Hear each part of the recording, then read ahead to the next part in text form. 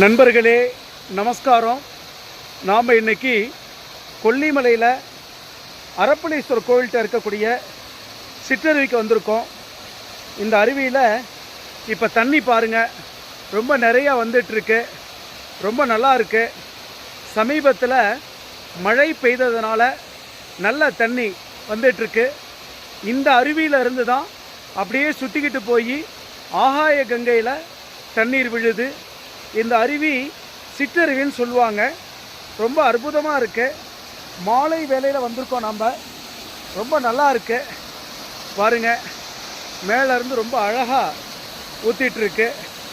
அப்படியே ஊற்றி இந்த வழியாக போய் அப்படியே அந்த பகுதியில் ஆகாய கங்கை சுற்றிக்கிட்டு வந்து ஆகாய கங்கையில் விழுது.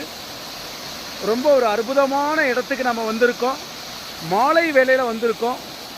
ரொம்ப நல்லா இருக்குங்க, ரொம்ப நல்லா இருக்குது.